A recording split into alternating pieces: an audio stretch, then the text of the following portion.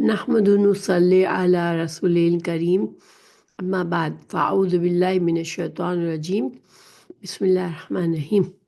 تحفظ جان و مال مسلم۔ عن ابن عمر رضی اللہ عنہما ان رسول اللہ صلی اللہ علیہ وسلم قال امرت ان اقاتل الناس حتى يشهدوا ان لا الہ الا اللہ وان محمد رسول اللہ ويقيموا الصلاة ويؤتوا الزكاة وإذا فعلوا ذلك عصموا مني دماءهم وأموالهم إلا بحق الإسلام وحسابهم على الله رواہ البخاری و مسلم۔ اس کا ترجمہ ہے، سیدنا ابن عمر رضی اللہ عنہ سے روایت ہے کہ رسول اللہ صلی اللہ علیہ وسلم نے فرمایا، مجھے حکم دیا گیا ہے کہ میں لوگوں سے جنگ کرتا رہوں تاکہ وہ گواہی دے کہ اللہ تعالیٰ کے سوا کوئی سچا معبود نہیں اور محمد صلی اللہ علیہ وسلم اللہ تعالیٰ کے رسول ہیں، نماز قائم کرے اور زکوٰۃ دیں۔ جب وہ یہ کام کر لیں تو مجھ سے اپنا خون اور اموال محفوظ کر لیں گے سوائے کسی اسلامی حق کے، اور ان کا حساب اللہ تعالیٰ کے ذمے ہوگا۔ تو مشکل الفاظ، مجھے حکم دیا گیا، یعنی مجھے اللہ تعالیٰ نے حکم دیا ہے۔ الناس تو بت پرست، یہاں پر الناس لوگوں سے میں جنگ کروں، قتال کروں یعنی کہ جہاد کروں۔ تو لوگوں سے یہاں کون سے لوگ مطلب ہے کہ جو بت پرست ہیں، مشرک ہیں، جو اسلام کے دشمن ہیں، تو ان سے جہاد کرنا۔ تو دیکھیں ویسے تو کوئی ہمارے پڑوس میں کوئی بت پرست رہتا ہے، کوئی مشرک رہتا ہے، ہم ان سے جنگ نہیں شروع کر دیتے، اور نہ ہی رسول اللہ صلی اللہ علیہ وسلم کا یہ طریقہ تھا کہ جو نقصان نہیں چاہتا تھا مسلمانوں کا، جو مسلمانوں کے ساتھ امن کے ساتھ رہتا تھا، رہنے کی کوشش کرتا تھا۔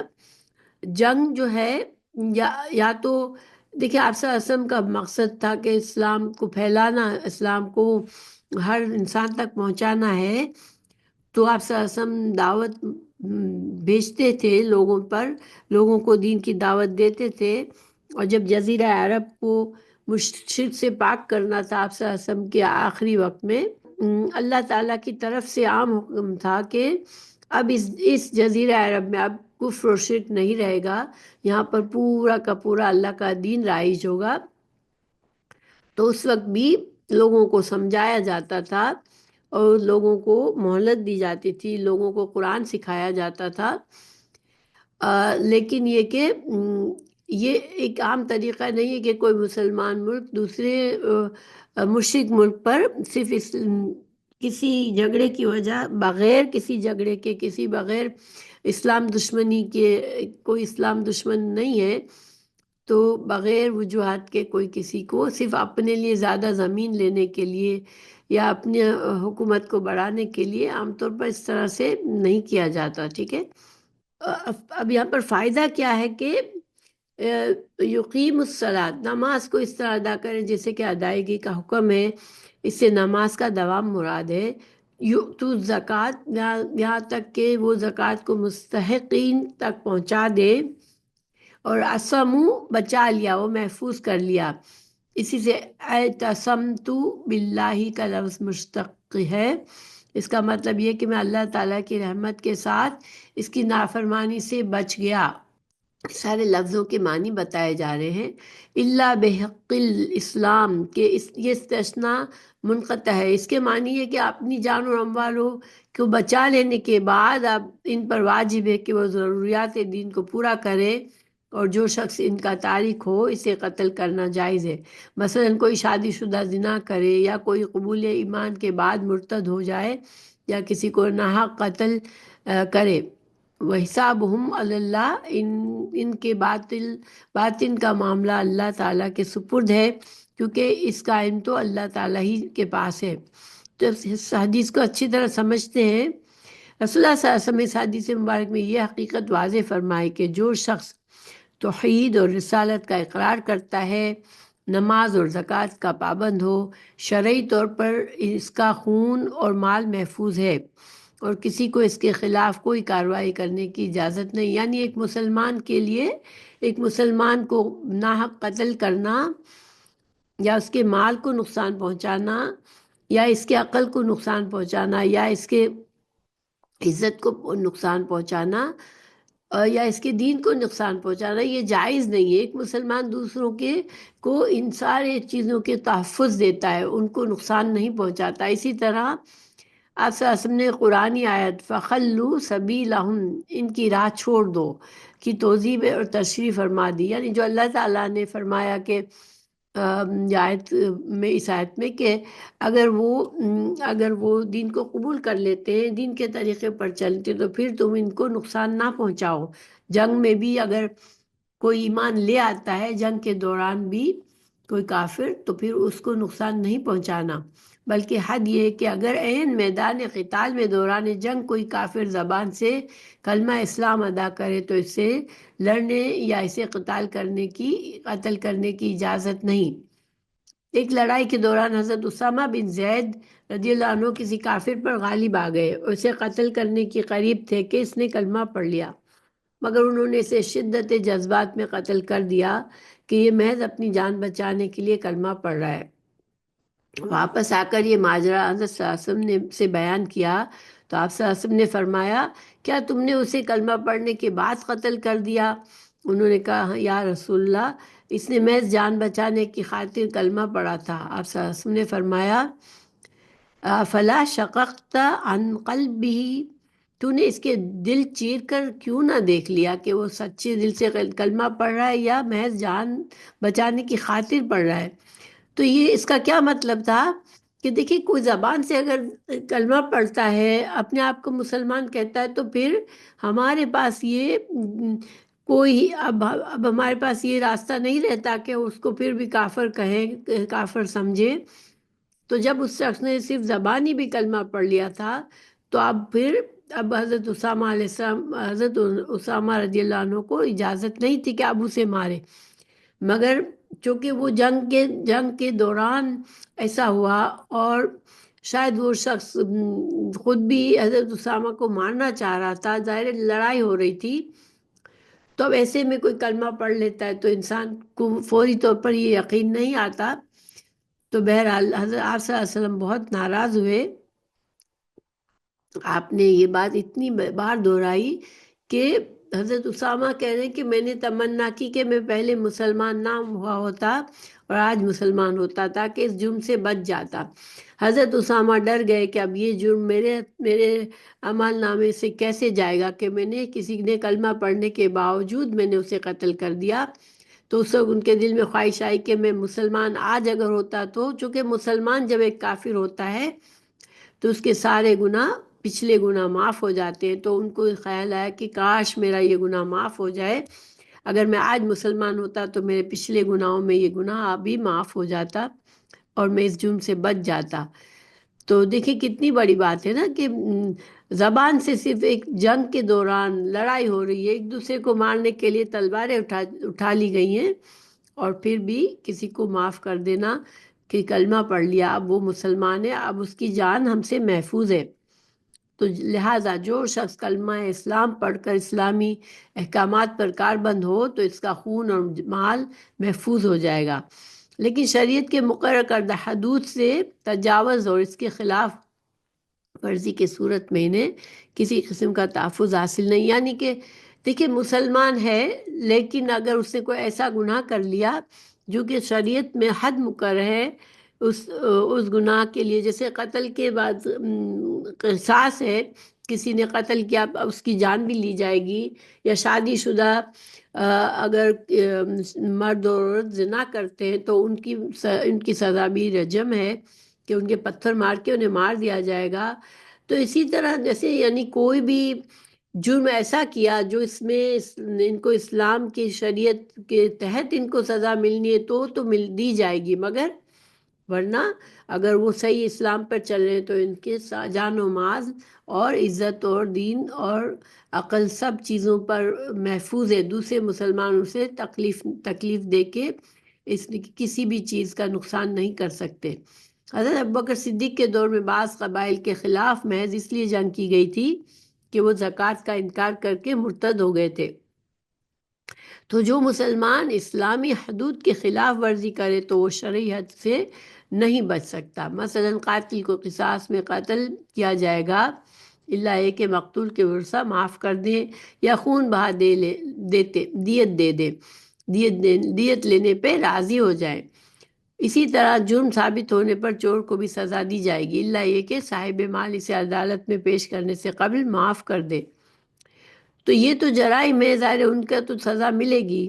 معاملہ عدالت میں آ جانے کے بعد صاحب مال کو معاف کرنے کا حق نہیں رہتا، گویا کہ جرم ثابت ہونے پر شرعی حدود کے مطابق سزا دی جائے گی اور حد نافذ کی جائے گی۔ لیکن اگر کوئی شخص کسی جرم کا مرتکب ہو اور لوگوں کو پتہ نہ چل سکے تو ایسی صورت میں اس کا معاملہ اللہ تعالیٰ کے سپرد ہے، وہ چاہے تو سزا دے چاہے تو معاف کر دے۔ اب ظاہر ہے کہ اگر قانونی طور پر اس کا سزا اس کے لوگوں میں اس کا یا تو اس کا جو گناہ ہے وہ ثابت ہی نہیں ہوا یا چھپا رہا، اللہ تعالیٰ نے پردہ رکھا، تو پھر اب اللہ کا معاملہ ہے اور اس بندے کا معاملہ ہے۔ اللہ چاہے تو وہ اس بندے کی معافی مانگنے پر اس کو معاف کر دے اور وہ اس گناہ کی سزا سے بچ جائے۔ مگر اسلام میں جب کسی کا جرم قانونی طور پر ثابت ہو جاتا ہے تو پھر اس کے اوپر اس کے مطابق اس حد جاری کرنا ضروری ہے۔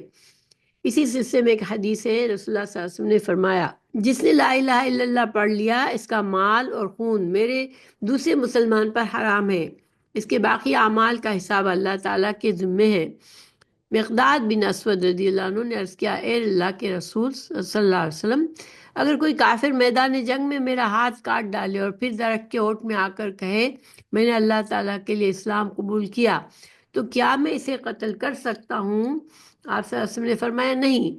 اس نے پھر کہا کہ اس نے کلمہ پڑھنے سے قبل میرا ہاتھ کاٹا تھا۔ آپ صلی اللہ علیہ وسلم نے فرمایا اب جب کہ وہ کلمہ پڑھ کر مسلمان ہو چکا ہے تم اسے قتل نہیں کر سکتے۔ اگر تم نے اسے قتل کیا تو اسے قتل کرنے سے پہلے تمہارا جو درجہ تھا وہ اس درجے پر ہوگا اور تم اس کے درجے پر، یعنی پہلے اس کا خون بہانا جائز تھا اور تیرا قتل جائز تھا، اب اس کو قتل کرنا جائز نہیں اور تیرے قتل کرنا اور تجھے قتل کرنا جائز ہوگا، کیونکہ ایک مسلمان کو جب انسان قتل کر دیتا ہے تو اس کو پھر قصاص کا سزا ملتی ہے، پھر اس کو اس کی جان کے بدلے جان لی جاتی ہے۔ تو یہ سمجھا رہے رسول اللہ صلی اللہ علیہ وسلم کہ چونکہ اب اس نے کلمہ پڑھ لیا ہے اب تم اسے قتل کرو گے تو تمہیں اس کے قتل کے بدلے قصاص کر کے تمہیں قتل کیا کرنا جائز ہو جائے گا۔ تو دیکھیں سبحان اللہ ہمارا دین اور ایک اسلام کی کلمہ کی کتنی اہمیت ہے اور ایک مسلمان کی کتنی اہمیت ہے۔ اللہ تعالیٰ آج کے مسلمانوں کو یہ توفیق دے کے لوگوں کو یہ بات سمجھ آئے۔ حضرت جندب بن عبداللہ البجلی رضی اللہ عنہ کا بیان ہے کہ ایک دفعہ صلی اللہ علیہ وسلم نے مسلمانوں کا ایک دستہ مشرکین کے مقابلے کے لیے روانہ فرمایا۔ لڑائی میں ایک مشرک بڑا بہادر اور نشانہ باز تھا، وہ جس مسلمان پر حملہ کرتا جھپٹ کر اسے قتل کر ڈالتا۔ ایک مسلمان نے غالباً وہ حضرت اسامہ بن زید تھے، اسے اچانک جا لیا، اس پر تلوار اٹھائی اور اس نے فوراً لا الہ الا اللہ پڑھ لیا، مگر حضرت اسامہ نے اسے قتل کر ڈالا۔ تو یہ وہی واقعہ ہے جو ہم نے پیچھے پڑھا کہ رسول اللہ صلی اللہ علیہ وسلم کو جب پتہ چلا تو آپ صلی اللہ علیہ وسلم بہت ناراض ہوئے حضرت اسامہ پر۔ تو دیکھیں یہی وجہ ہے کہ منافقین کو مسلمان ہی قرار دیا جاتا ہے۔ رسول اللہ صلی اللہ علیہ وسلم کے زمانے میں منافق تھے بہت سے، اپنے آپ کو مسلمان کہتے تھے، کلمہ پڑھتے تھے، حالانکہ وہ دلی طور پر کلمہ کا اقرار نہیں کرتے تھے، دل سے وہ مسلمان نہیں تھے۔ رسول اللہ صلی اللہ علیہ وسلم نے منافقین کے متعلق حتمی علم ہونے کے باوجود ان کے خلاف کوئی کارروائی نہ کی۔ تو حضرت انس رضی اللہ عنہ سے مروی ہے رسول اللہ صلی اللہ علیہ وسلم نے فرمایا من صلى صلاتنا واستقبل قبلتنا وأكل ذبيحتنا فذلك المسلم الذي له ذمة الله وذمة رسوله فلا تغفر الله في ذمته۔ جو شخص ہماری طرح نماز پڑھے، ہمارے قبلے کی طرف رخ کرے، ہمارا ذبیحہ کھائے، وہ مسلمان ہے، اسے اللہ تعالیٰ اور اس کے رسول کی پناہ حاصل ہے، لہٰذا اللہ تعالیٰ کی پناہ کے خلاف ورزی نہ کرنا۔ اس سے معلوم ہوتا ہے کہ ہم ظواہر شریعت کے پابند ہیں۔ یعنی جو ظاہری طور پر اگر کوئی مسلمان خود کو کہتا ہے، مسلمانوں والے اعمال کرتا ہے، تو ہم اسے منافق یا کافر نہیں کہہ سکتے۔ جو شخص پابند صوم و صلات ہو، اسے کفر کا نشانہ نہیں بنایا جا سکتا، اور نہ اس کی جان و مال کا نقصان پہنچایا جا سکتا ہے، الا بحق الاسلام، یعنی حدود اسلامیہ کی خلاف ورزی پر اس کی جان یا مال کو تحفظ نہیں ہے، جیسے کہ حضرت ابوبکر صدیق نے منکرین زکوٰۃ کے خلاف جہاد کیا، کہ جان و مال ہر چیز محفوظ ہے دوسرے مسلمانوں سے، لیکن اگر اس نے ایسا کوئی جرم کیا جو اسلام میں سزا کے لائق ہے، اس کے اوپر حد ہے، تو پھر وہ سزا ملے گی اسے۔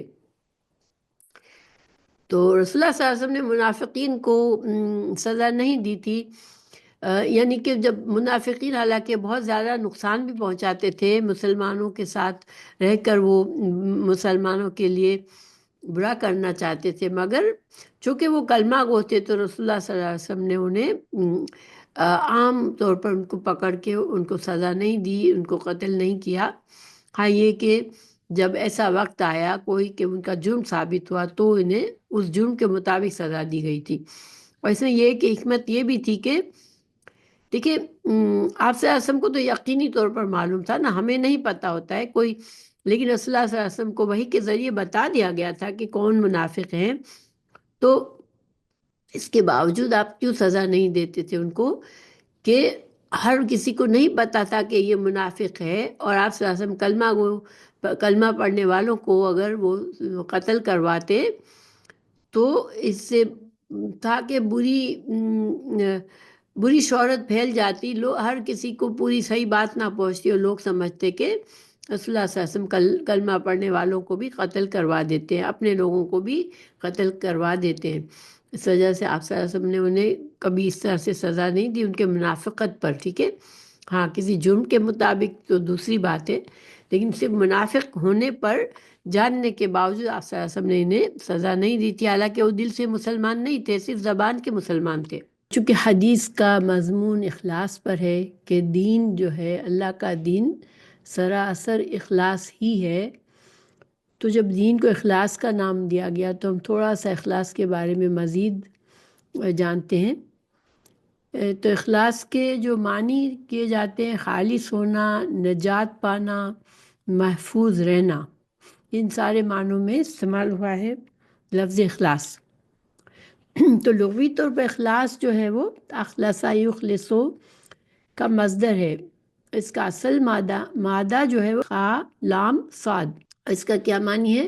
کسی چیز کی صفائی اور مہذب ہونے پر دلالت کرتا ہے، یعنی کسی چیز کو جب صاف کیا جاتا ہے یا کوئی انسان اب اچھے اخلاق جس کے ہوتے ہیں اور وہ بہت مہذب ہوتا ہے تو اس کو اخلصا یخلصو، کہ اس کو وہ خالص کیا گیا ہے یا اس نے خالص اپنے آپ کو کیا ہے، تو خالصن صاف ستھری چیز کو کہا جاتا ہے۔ تو خالص جو ہے اس چیز کو کہتے ہیں جس میں پہلے کچھ ملاوٹ ہو، بعد میں اس کو ملاوٹ سے پاک کر دیا گیا ہو۔ تو یعنی کہ خالص چیز وہ ہوتی ہے جس میں کچھ ملاوٹ تھی مگر اس کو اب صاف کر دیا گیا، جیسے ایک انسان ہے اس میں کچھ برائیاں ہو، کچھ بد اخلاقی ہو، لیکن وہ اپنی کوشش کر کے محنت کر کے اپنے اخلاق کو بہتر کرے، اپنے آپ کو اللہ کے لیے خالص کرے، اپنے دین کو خالص کرے، تو وہ اس معنی میں ہے، یعنی پہلے وہ اس کے اندر ملاوٹ تھی، اب وہ پاک صاف ہو گیا۔ اور صافی اس کو کہتے ہیں جو پہلے ہی سے پاک ہو، اور اس کو بھی کہتے ہیں جس میں پہلے سے ملاوٹ ہو لیکن بعد میں صاف کیا گیا ہو، یہ اس کے مقابلہ بتایا جا رہا ہے۔ تو خلصتہ فخلصا، تو اس کا کیا مطلب ہے کہ اس چیز کو میں نے خالص کیا تو یہ پاک صاف ہو گئی۔ اور اخلصا شیئن کا معنی یہ بھی بنتا ہے کہ کسی چیز کو چن لینا، یعنی کچھ چیزوں میں سے بہترین چیز کو الگ کر لینا۔ تو مخلصین، لفظ مخلصین جو ہے اس سے مراد وہ لوگ جنہوں نے اللہ تعالیٰ کے لیے عبادت کو خالص کر دیا، اپنی عبادت کو بالکل نیت کو اپنی عبادت کو صرف اللہ کے لیے خاص کر دیا. اور مخلصین اور یا مخلصین، لام کے زبر جب ہوتا ہے تو مراد وہ لوگ ہیں جنہیں اللہ تعالیٰ نے چن لیا ہے. یعنی اللہ تعالیٰ نے کچھ خاص لوگوں کو خود سے چنا اور ان کو کسی خاص مقصد کے لیے ان کو اپنے لیے چن لیا اللہ تعالیٰ نے. جیسے انبیاء کرام کو اللہ تعالیٰ چن لیتا ہے دوسرے بندوں کے مقابلے میں. اور مخلصین، جس نے اپنے آپ کو اپنی محنت سے اور اللہ کی توفیق سے اپنے آپ کو صاف کیا ہو، اللہ کی عبادت کے لیے اپنے آپ کو خالص کیا ہو. اور مخلصون کا ایک مطلب موحدین بھی ہے، یعنی اللہ کو ایک ماننے والے، ان کو مخلص کہا گیا. جیسے سورہ احد میں ہے قل هو اللہ احد اللہ الصمد، اس کو سورہ اخلاص کہتے ہیں. تو کیونکہ اس صورت میں اللہ سبحانہ تعالیٰ کی خالص اوصاف بتائے گئے ہیں، اور اس سورہ کی تلاوت میں توحید خالص کا اقرار ہے. جب ہم اللہ سبحانہ تعالیٰ کی اس صفات کو پڑھتے ہیں سورہ احد میں، تو گویا کہ ہم اقرار کرتے ہیں اللہ تعالیٰ کی ان صفات کا. تو یہ سارا معنی کو سمجھنے کے لیے تو خالص وہ عمل ہے جس کے کرنے کا سبب صرف اللہ کی رضا حاصل کرنا ہو. دیکھیں، امام ابن تیمیہ کا قول ہے کہ دین میں اخلاص وہ اہم چیز ہے جس کے بغیر اللہ تعالیٰ کوئی عمل قبول نہیں فرماتا. تو جیسے کہ دین جو ہے وہ اخلاص ہی ہے، دین خیر خواہی ہے، تو ہم نے اسی کی ہم مانی یہ بات ہے کہ اگر جب تک انسان کے دل میں اخلاص نہ ہو تو اللہ تعالیٰ اس کی عبادات کو قبول نہیں فرماتا. یعنی خالص نیت ہو کہ اللہ کی رضا چاہتا ہو انسان. اور اللہ تعالیٰ نے اسی کے لیے تمام انبیاء اور رسول مبعوث فرمائے کہ وہ بندوں کو بتائے کہ اللہ کے لیے خالص ہونا کیا ہے، اور اسی مقصد کے لیے تمام کتابیں نازل فرمائی. قرآن مجید کا جو بنیادی موضوع ہے وہ بھی اخلاص ہی ہے. اخلاص یعنی کہ بندہ اپنے آپ کو خالص کر لے، ایسا بنا لے جیسے اللہ پسند کرتا ہے، اللہ نے جس سے اللہ راضی ہو جائے. تو گویا کہ خالص وہ ہے جس کا مقصد صرف اور صرف اللہ کا قرب حاصل کرنا ہے. اور دیکھیں، ایک بات یہ سمجھنی ہے کہ اخلاص جو ہے وہ عمل کو شروع کرنے کے بعد آتا ہے. یعنی جب انسان کوئی عبادت شروع کرتا ہے تو اس میں پھر اخلاص اسے لانا پڑتا ہے، اللہ کے لیے اسے خالص کرنا پڑتا ہے. جو بھی عمل کرتا ہے وہ خالص اللہ کے لیے کرتا ہے بندہ. اور جو اخلاص کا دوسرا پہلو، ایک مسلمان جو ہے اگر اللہ کے دین پر چلنے والا ہے تو پھر اس کا جو پہلو ہے اخلاص کا دوسرا، وہ یہ ہے کہ انسان اپنی زندگی کا مقصد سمجھ کر اسی کو تھامے رکھے. یعنی کہ اخلاص زندگی میں پیدا کرنا، اپنے اندر اخلاص پیدا کرنا، اسی کو اپنا مقصد زندگی بنا لے. کیونکہ یہ چیز محنت سے آتی ہے، آہستہ آہستہ آتی ہے. انسان اپنی عبادات کو دیکھتا ہے، اپنے معاملات کو دیکھتا ہے، اپنے دین کے کاموں کو دیکھتا ہے، اور پھر ان کو زیادہ سے زیادہ خالص کرتا ہے کوشش سے. تو یہ اسی کو انسان اپنی زندگی کا مقصد بنا دے. تو انسان جو اعمال کرتا ہے اس میں 4 چیزوں میں اخلاص ہونا چاہیے. اقوال میں اخلاص، انسان جو بات کرے اخلاص نیت کے ساتھ، یعنی کہ سچی بات کرے. افعال میں اخلاص، کہ اللہ کی رضا کے لیے کرے. اعمال یعنی تمام عبادات میں اخلاص.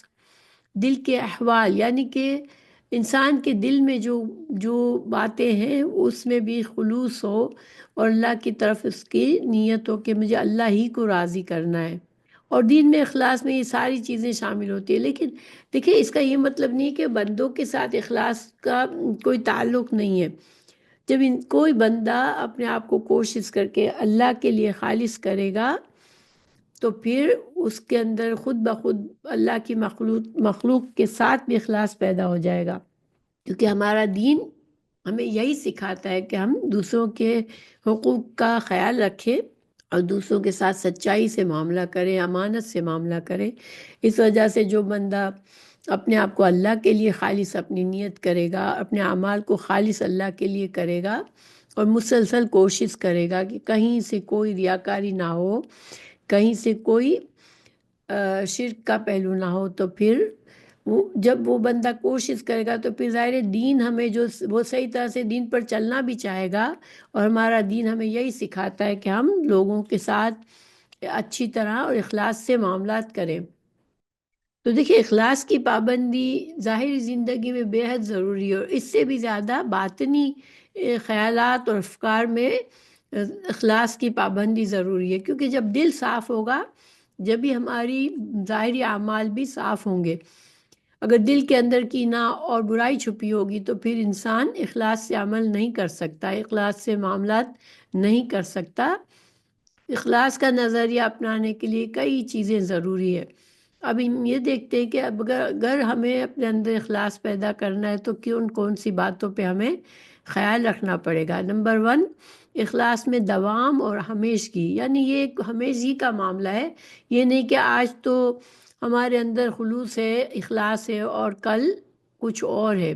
اخلاص میں دوام اور ہمیشگی زندگی کا ایک مکمل مرحلہ ہے، زندگی ایک مکمل مرحلہ ہے، اس میں مختلف احوال آتے ہیں، لیکن کسی بھی حالت میں انسان کو اخلاص کا دامن نہیں چھوڑنا چاہیے، اس لیے کہ اخلاص کا تعلق صرف دور حاضر کے ساتھ یا صرف گزشتہ دور کے ساتھ یا صرف آئندہ زمانے کے ساتھ نہیں، بلکہ ہر وقت اور ہر دور میں مخلص ہونا چاہیے۔ اس وجہ سے اخلاص میں ہمیشگی ایک بنیادی صفت ہے۔ جو بندہ مخلص ہے وہ ہمیشہ ہی مخلص ہوگا، اور اس میں کمی کوتاہی آئے گی تو وہ فوراً اپنی اصلاح کر کے اپنے آپ کو خالص کرے گا۔ اخلاص کا مکمل ہونا یعنی انسان اپنے تمام متعلقہ معاملات اور اہداف میں جو دینی جذبے کے تحت وجود میں آتے ہیں بھرپور اخلاص سے کام لے، تاکہ اس کی شخصیت کمال کے اعلیٰ درجے پر پہنچ جائے۔ اور یہ تب ہوتا ہے جب انسان کے دل میں اللہ تعالیٰ کی مضبوط محبت ہو، حق اور حقیقت کو پسند کرنے والا انسان ہو، اور دوسرے مخلص لوگوں کے لیے بھرپور اخلاص کا جذبہ رکھتا ہو، اور اس کی نیت میں بھی مکمل اخلاص ہو اور عمل میں بھی اخلاص نمایاں ہو۔ تو عمل علم کا ہونا، دیکھیے علم کے بغیر خالص نہیں ہو سکتا انسان۔ علم کیونکہ اخلاص میں ضروری یہ ہے کہ اسلامی تعلیمات کے جذبے کے تحت اللہ کی رضا کے لیے کوئی عمل کیا جائے، اور جہالت کے ہوتے ہوئے حقیقی اخلاص کے ساتھ عمل کو بجا لانا ممکن ہی نہیں ہے۔ ٹھیک ہے، جب انسان کو اللہ کے دین کا علم ہی نہیں ہوگا صحیح، تو پھر وہ صحیح اخلاص اس کے اندر پیدا نہیں ہو سکتا۔ اس لیے علم اخلاص کے لیے ایک ضروری شرط ہے، جس علم سے حقیقی اخلاص کو اپنایا جاتا ہے۔ تو ابھی تک ہم نے کیا کیا چیزیں پڑھی کہ اخلاص جو ہے وہ اس میں ہمیشگی ہونی چاہیے، اخلاص کو میں تکمیل ہونی چاہیے۔ تو یہ نہیں کہ میں اتنے پرسنٹ تو میرے اندر اخلاص ہے اور اتنے پرسنٹ میرے اندر اخلاص نہیں ہے، نہیں، اخلاص جو ہے وہ پورا کا پورا انسان کے اندر ہونا چاہیے۔ پھر علم کا ضروری ہونا ہے، علم کے بغیر، دین کے علم کے بغیر انسان صحیح طرح سے مخلص نہیں ہو سکتا، کیونکہ دین کے جو بھی کام ہے اس کے لیے صحیح طرح سے کرنے کے لیے صحیح علم چاہیے۔ پھر اعلیٰ سے اعلیٰ اخلاص کی طرف بلند ہونے کی کوشش، جب اخلاص ایک انسان کی کوشش ہے جس سے انسان بندگی کا حق ادا کر کے اعلیٰ درجے پر فائز ہو جاتا ہے۔ اس بلند مقام پر پہنچ کر کئی بار انسان پھسل جاتا ہے اور کئی بار بلندی پر چڑھنے میں کامیاب ہو جاتا ہے، کیونکہ ایک انسان کا دل پلٹنے والی چیز ہے، انسان کا ایمان بھی گھٹتا اور بڑھتا رہتا ہے۔ تو انسان کبھی مکمل اخلاص کی طرف جاتا ہے، لیکن پھر سے پھسل کے اس کے اندر برائی بھی آ سکتی ہے، لیکن پھر انسان جد و جہد کر کے اپنے آپ کو پھر سے اللہ کے لیے خالص کر لے۔ تو دیکھیں اس کا یہ مطلب ہے کہ فوراً انسان ایک لمحے میں اخلاص کے اعلیٰ درجے پہ نہیں پہنچ سکتا، اس میں مسلسل محنت اور کوشش سے آہستہ آہستہ انسان اپنے آپ کو بہتر سے بہتر بناتا ہے اور اخلاص کے اعلیٰ مرتبے پر فائز ہو جاتا ہے۔ اور کمال درجے پر پہنچنے کے لیے شرط ہے کہ بندہ آہستہ آہستہ بلند ہو، ہمیشہ بتدریج ہوتا ہے، کوئی بھی اچھا کام بتدریج ہوتا ہے۔ انسان کے اندر گرنے کی بھی صفت ہے، انسان گر جاتا ہے، انسان بھٹک جاتا ہے، انسان اچھائی سے ہٹ جاتا ہے۔ تو انسان اگر مسلسل کوشش کر کے آہستہ آہستہ اپنے آپ کو خالص کرتا رہتا ہے، اور اس کے لیے امانت داری بھی چاہیے۔ مخلص انسان امانت دار ہوتا ہے۔ امانت داری کے لیے ضروری ہے کہ جس میں امانت داری کا جذبہ ہو وہ اللہ کے حقوق کی ادائیگی کا خیال رکھے گا، اس کے فرائض اور واجبات بجا لائے گا، اور امانت داری کے جذبے کی وجہ سے وہ خیانت نہیں کرے گا اور حقوق کی حفاظت کرے گا۔ یعنی اللہ کے حقوق جو ہم بندوں پر ہیں ان کی بھی، اور بندوں کے حقوق کی بھی حفاظت کرے گا انسان۔ اور امانت داری اخلاص کی بہترین ظاہری دلیل ہے۔ یعنی کسی انسان کے اندر امانت داری نہیں ہے تو وہ مخلص نہیں ہے۔ دیکھیے ہر وقت انسان امانت کا پاس کرنے والا، امانت دار انسان، امانت دار کون ہوتا ہے؟ جو کسی کے حق میں کمی نہ کرے۔ تو حقوق کو ادا کرنے میں جب انسان کمی نہیں کرے گا تو اس کے لیے بہت سی ایسی چیزیں ہوتی ہیں کہ جو انسان کو بہکاتی ہے، اس کا نفس بہکاتا ہے، کیونکہ مشکل ہوتا ہے ہر وقت انسان دوسروں کے حقوق کا خیال رکھے اور اللہ سبحانہ تعالیٰ کے حق کی ادائیگی کے لیے پوری طرح اپنے آپ کو مخلص کرے، جس میں بہت سی مشکلات ہوتی ہیں انسان کے لیے۔ تو انسان جو ہے وہ مسلسل ایک محنت ہے یہ، اور مسلسل امانت دار بننا پڑتا ہے انسان کو محنت کر کے۔ تو نتیجہ کیا ہوا کہ انسان کی بات چیت جو کرتا ہے، انسان کا اپنا کردار ہے، عبادت، اس کی عبادات ہے جس میں کوئی ریاکاری نہ ہو، دھوکہ نہ ہو، جھوٹ کی ملاوٹ سے پاک کرنے کو کہا جاتا ہے۔ یعنی کسی قسم کا جھوٹ بولنا یا عمل میں جھوٹ کرنا یا دکھاوا کرنا یا باتوں میں بد اخلاقی ہونی یا عبادات میں ریاکاری ہونا، یہ سب چیزیں انسان کو اخلاص سے ہٹاتی ہے، اس کے اندر سے اخلاص کم کرتی ہے۔ اور دیکھیں اخلاص کی جو بہت ہی بلند مخلص انسان کی ایک بلندی کیا ہے کہ وہ ہر نیک کام کرتا ہے، عبادت کرتا ہے، پھر بھی وہ اپنے اندر شرمندگی محسوس کرتا ہے کہ میں اللہ کے حقوق کو پورا نہیں کر پا رہا ہوں، اور اس کو یہ احساس ہے، شکر گزاری اس کے دل میں ہوتی ہے کہ اگر میں کچھ کر سکتا ہوں اچھا تو وہ اللہ ہی کی توفیق سے کر سکتا ہوں۔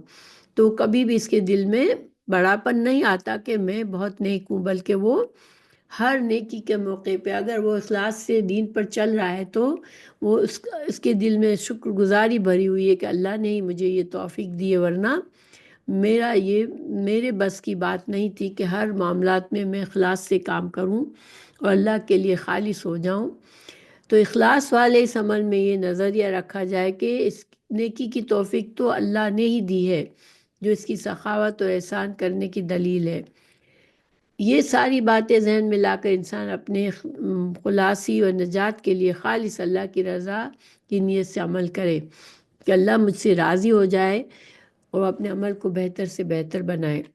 تو پھر اخلاص اور سچائی میں فرق کیا ہے؟ دیکھیں اخلاص اور سچائی میں فرق یہ کہ سچائی جو ہے وہ بنیاد ہے، ٹھیک ہے؟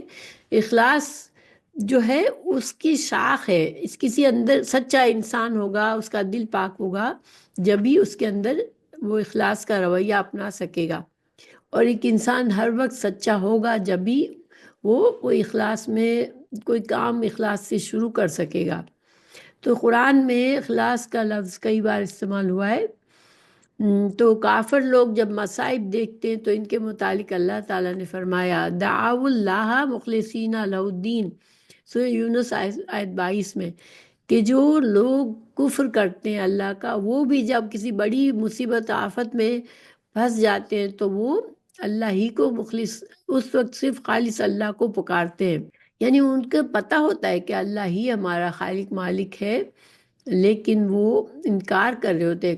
کفر کا معنی انکاری ہے، تو وہ حق کا انکار کر رہے ہوتے ہیں اور اللہ کو خالص نہیں کرتے اللہ کے لیے اپنے آپ کو۔ لیکن جب ان کو کسی بہت بڑے خطرے کا سامنا ہوتا ہے، اس وقت ان کے اندر سے یہ انکار نکل جاتا ہے، وہ اللہ کے آگے پھر جھکتے ہیں اس وقت۔ ایمان والوں کو اللہ تعالیٰ مخاطب کر کے فرماتا ہے فَادْعُوهُ مُخْلِصِينَ لَهُ الدِّينَ۔ سورہ غافر 65 میں اللہ تعالیٰ نے ایمان والوں کو مخلص کا ہونے کے لیے فرمایا کہ تم اللہ کو پورے اخلاص کے ساتھ پکارو، اللہ کی عبادت کرو اخلاص کے ساتھ۔ پکارنا، دعا کا مطلب پکارنا بھی ہوتا ہے اور عبادت بھی ہوتا ہے۔ ایمان والوں کو صرف اسی کا حکم دیا گیا ہے کہ وما امروا الا ليعبدوا الله مخلصین له الدین، البینہ 5 میں اللہ تعالیٰ فرما رہے کہ ان کو صرف اس بات کا ہی حکم دیا گیا تھا کہ خالص اللہ کی بندگی کرے۔ انبیاء کرام کے متعلق اللہ تعالیٰ نے فرمایا انا اخلصناہم بخالصۃ ذکر الدار، آیت سورہ صاد کی آیت نمبر 46۔ ہم نے ان انبیاء کو خاص آخرت کے گھر کی یاد کے لیے خاص کر دیا، یعنی انبیاء کرام ایسے انسان ہوتے ہیں، ایسے لوگ ہوتے ہیں جو ہر وقت آخرت کی، ان کو آخرت کے اچھے انجام کی فکر ہوتی ہے، وہ دنیا کی نعمتوں میں نہیں الجھتے۔ منافقین کے متعلق اللہ تعالیٰ نے فرمایا وَأَخْلَصُوا دِينَهُمْ لِلَّهِ، کہ توبہ کرنے کے بعد یہ لوگ اپنا دین اللہ کے لیے خالص کر دیں۔ منافق اب اسی حالت میں بچ سکتا ہے، اسی صورت میں بچ سکتا ہے برے انجام سے کہ اپنے آپ اپنے دین کو اللہ کے لیے خالص کر لے۔ سورہ النساء 146۔ پھر جنت کے بارے میں اللہ تعالیٰ نے فرمایا صرف اخلاص والوں کے لیے مناسب ہے، فرمایا الا عباد اللہ مخلصین، کہ صرف مخلص بندے ہی جنت میں داخل ہوں گے، اللہ کے چنے ہوئے بندے جنت میں داخل ہوں گے۔ جو دنیا میں وہ اللہ کے لیے جنہوں نے اپنے آپ کو خالص کیا ہوگا تو وہی جنت میں جائیں گے۔ ابلیس کے گمراہ کرنے سے صرف وہی بچ سکیں گے جو اخلاص والے ہوں گے۔ ابلیس کا قول نقل فرمایا قرآن میں کہ سورہ صاد 83 میں ابلیس نے کہا کہ یا اللہ میں تیرے بندوں کو گمراہ کروں گا مگر صرف جو تیرے خالص چنے ہوئے بندے ہیں وہ میری گمراہی سے بچ جائیں گے۔ تو گویا کہ جو مخلص ہوگا اللہ کے لیے وہی گمراہی سے بچے گا، یا جس کو اللہ بچائے گا، اللہ چن لے گا، وہ شیطان کے شر سے بچ جائے گا۔ تو قرآن کریم میں جو اخلاص کا لفظ آیا ہے دو طریقے سے ہے، ایک دین میں مخلص ہونے کا حکم ہے، اور وہ ایمان والوں کی دعاؤں اور عبادتوں میں اخلاص کا حکم ہو، یا کافروں کو کے مصائب کے وقت اخلاص کا تذکرہ ہو، یا منافقوں کا اسلام کی طرف متوجہ ہو کر نفاق سے توبہ کرتے وقت اسلام کے ساتھ اللہ کے لیے مخلص ہونا ہو۔ اخلاص کی یہ قسم مطلق اللہ تعالیٰ کے لیے ہے۔ تو پہلا جو ہے دین میں اخلاص جو ہے وہ اللہ تعالیٰ کے لیے ہے۔ دوسرا اللہ تعالیٰ کا اپنے بندوں کو چننے اور پسند کرنے کے معنی میں ہے، چاہے وہ انبیاء ہو یا انبیاء کے علاوہ خالص صالحین، اللہ کے خاص بندے۔ گویا کہ دو طرح کے مخلص کا ہم نے سمجھا، ایک انسان نے اپنے آپ کو خالص کیا، ایک اللہ تعالیٰ نے جن کو اپنے لیے چن لیا۔ تو سورہ احد قل هو اللہ احد اللہ الصمد لم یلد ولم یولد ولم یکن لہ کفوا احد میں خالص اللہ تعالیٰ کی وہ صفات بیان کی کہ اللہ سبحانہ تعالیٰ کو خاص کر دیا گیا، کہ آپ کہیں کہ اللہ ایک ہی ہے، اللہ کی وحدانیت ہے اس میں، اس لیے اسے سورہ اخلاص کہا ہے۔ اللہ تعالیٰ بے نیاز ہے، نہ اس سے کوئی پیدا ہوا، نہ کسی سے پیدا ہوا، نہ کوئی اس کا ہمسر ہے۔ اللہ تعالیٰ ہر طرح کی عیب سے پاک ہے۔ اور حدیث میں ابی ہریرہ سے ہے کہ ابو ہریرہ بیان کرتے ہیں کہ میں نے رسول اللہ صلی اللہ علیہ وسلم کو فرماتے ہوئے سنا، جب تم میت کی نماز جنازہ پڑھو تو اخلاص سے اس کے حق میں دعائے مغفرت کرو۔ پھر دوسری حدیث ہے، تو اس حدیث میں یہ دعا کی وجہ سے میں یہ حدیث بتا رہی ہوں آپ لوگوں کو کہ اس میں یہ دعا ہے نماز میں پڑھی۔ عطا بن صائب رحمۃ اللہ سے روایت ہے کہ وہ اپنے والد صائب رضی اللہ عنہ سے بیان کرتے کہ عمار بن یاسر رضی اللہ عنہما نے نہایت تخفیف کے ساتھ نماز پڑھائی، چنانچہ بعض لوگوں نے ان سے کہا آپ نے تخفیف کے ساتھ امامت کرائی اور مختصر نماز پڑھائی ہے۔ انہوں نے جواب دیا اب مجھ پر اعتراض کر رہے ہیں، جبکہ میں نے تو اس نماز میں یہ دعا مانگی ہے کہ جن کو میں نے رسول اللہ صلی اللہ علیہ وسلم سے سنا ہے، یعنی آپ صلی اللہ علیہ وسلم کو سے جو دعا سنی تھی وہ مانگیے۔ اور یہ دعا اتنی جامع دعا ہے کہ یعنی عمار بن یاسر سمجھا رہے ہیں کہ میں نے مختصر نماز کے باوجود بہت اہم دعا مانگ لی ہے اس نماز میں۔ تو ایک شخص نے حضرت عمار بن یاسر سے وہ دعا کے کلمات پوچھے کہ آپ نے کون سی دعا پڑھائی، کیونکہ انہوں نے تحیات پڑھتے وقت تشہد میں، چونکہ تشہد میں تحیات پڑھنے کے بعد انسان جو ہے درود شریف پڑھتا ہے، درود ابراہیم، اور اس کے بعد جو بھی دعا مانگنا چاہے اپنے لیے مانگ سکتا ہے قرآن اور حدیث کی۔ اور وہ چونکہ انسان خاموشی سے پڑھتا ہے، یعنی کہ امام ہوتا ہے، امام زور سے وہ بآواز نہیں پڑھتا وہ دعائیں، کیونکہ تشہد میں خاموشی سے پڑھا جاتا ہے۔ تو ان سے دعا پوچھی گئی، انہوں نے بتایا اس دعا کے کلمات، انہوں نے بتایا، میں عربی میں پڑھتی ہوں۔ اللہم اسألک نعیما لا ينفد واسألک قرۃ عین لا تنقطع واسألک الرضا بعد القضاء واسألک برد العیش بعد الموت واسألک لذة النظر الى وجهک والشوق الى لقائک فی غیر ضراء مضرۃ ولا فتنۃ مضلۃ اللہم زینا بزینۃ الایمان واجعلنا ہداۃ مہتدین۔ اس کا ترجمہ کیا ہے؟ اے اللہ، میں تجھے واسطہ دیتا ہوں تیرے غیب کے علم کا اور مخلوق پر تیری قدرت کا۔ جب تک تو میرے لیے زندگی کو بہتر جانتا ہے اس وقت تک مجھے زندگی عطا کر، اور جب میرے لیے فوت ہونے کو بہتر جانے تو اس وقت مجھے فوت کر۔ اے اللہ، میں تجھ سے پوشیدگی اور ظاہر میں تیری جنت کا سوال کرتا ہوں، اور میں تجھ سے خوشی اور ناراضگی میں کلمہ حق کہنے کا سوال کرتا ہوں۔ نیز فقر اور دولت مندی میں میانہ روی کا سوال کرتا ہوں، اور میں تجھ سے نہ ختم ہونے والی نعمت کا سوال کرتا ہوں، اور میں تجھ سے ایسی آنکھوں کی ٹھنڈک کا سوال کرتا ہوں جو کبھی ختم نہ ہو، اور میں تجھ سے تقدیر پر راضی رہنے کا سوال کرتا ہوں، اور میں تجھ سے موت کے بعد اچھی زندگی کا سوال کرتا ہوں، اور میں تجھ سے تیرے چہرے کی جانب دیکھنے کی لذت اور تیری ملاقات کے اشتیاق کا طالب ہوں۔